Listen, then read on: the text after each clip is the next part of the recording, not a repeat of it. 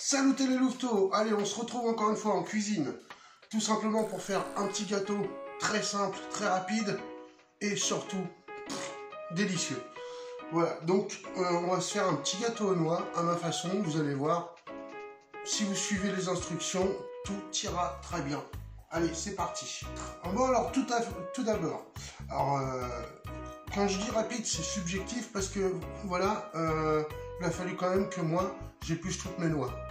Donc voilà, pour arriver à 100 g de noix concassées, que j'ai fait torréfier dans une poêle et que je vais tout simplement mettre dans mon mixeur pour, voilà, tout simplement le réduire en farine.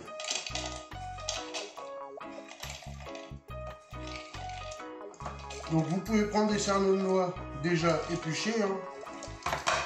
Et là on vient y mettre un petit coup de mixeur.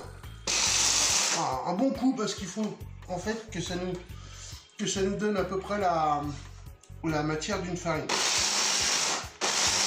Quand vous avez une espèce de farine, vous arrêtez, ça ne sert à rien d'aller plus loin. Voilà, on réserve. Dans votre cul de poule, vous venez casser 3 œufs.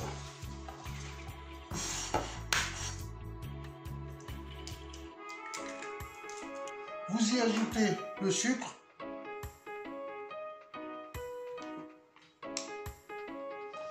Voilà, et on commence à battre le tout.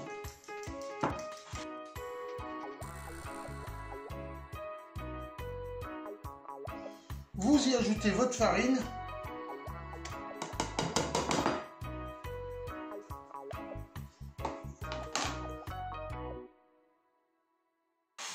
Hop là. Alors dans la farine, il y a un tout petit peu de levure.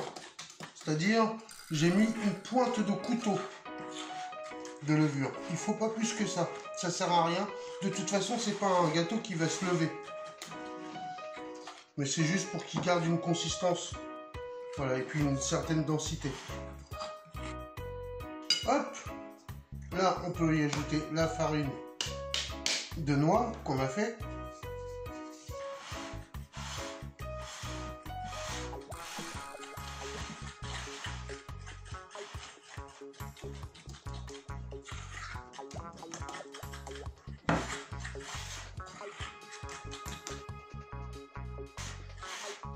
Alors, si comme moi, vous voyez que votre appareil est quand même plutôt liquide, vous n'hésitez pas à rajouter 2 à 3 cuillères de farine, c'est ce que je vais faire aussi. Parce que vous voyez, là l'appareil il est bien trop liquide pour pouvoir nous donner un gâteau. Voilà, j'ai ajouté 2 bonnes cuillères à soupe de farine et regardez mon appareil déjà tout de suite il cause meilleur, hein.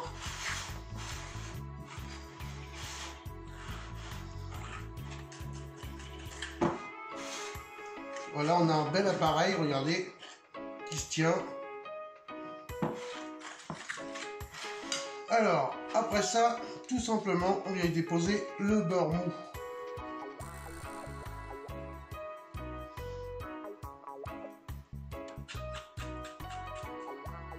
Voilà, ça donne un petit crémeux à notre appareil.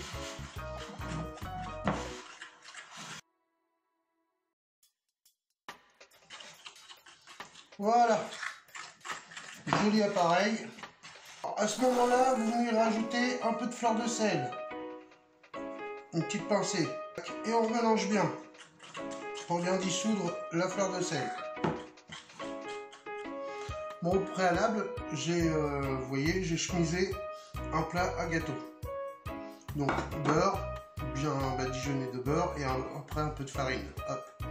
Et là, tout simplement, je viens y verser mon appareil.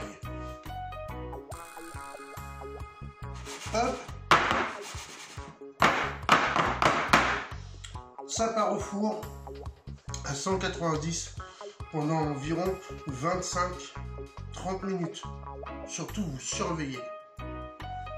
Pendant ce temps-là, vous avez fait chauffer 3 cuillères à soupe d'eau que vous mettez dans un bol.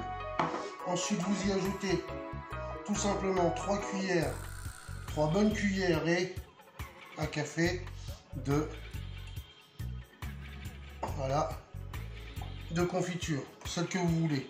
En l'occurrence, moi, j'utilise de la confiture de figue. Tout simplement parce que figue et noix, ça match. Après, vous pouvez très bien mettre de la confiture d'abricot. Voilà. Après, vous mélangez. Voilà. Ça va nous servir pour napper notre gâteau à la fin. Bien sûr, tout nappage se fait à froid.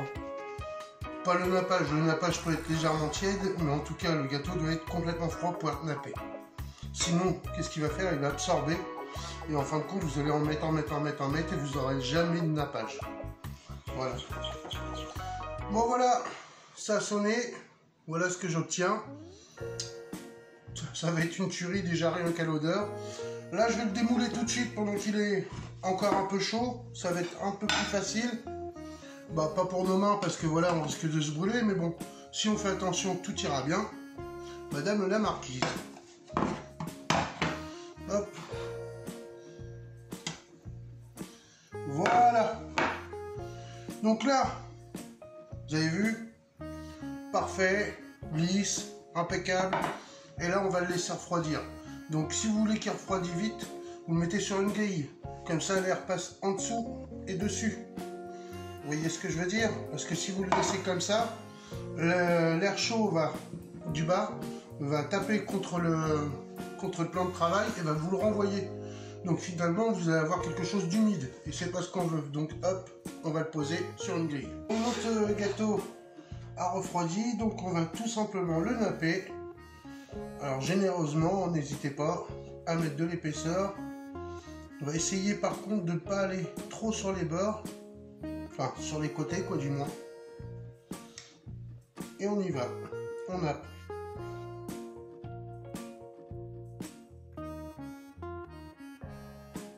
Alors une fois nappé, hop, tout simplement, je viens disposer des cerneaux de noix et non des cerveaux de voix. On a pas mal celle-là. On la refera, tiens. Et un petit coup de nappage sur les noix pour qu'elles brillent. Et en fait, en faisant ça, vous allez les figer, tout simplement.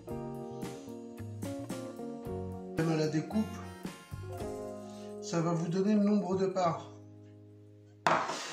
Et voilà, le tour est joué. C'était pas bien compliqué, c'était pas bien long, et purée, qu'est-ce que ça va être bon.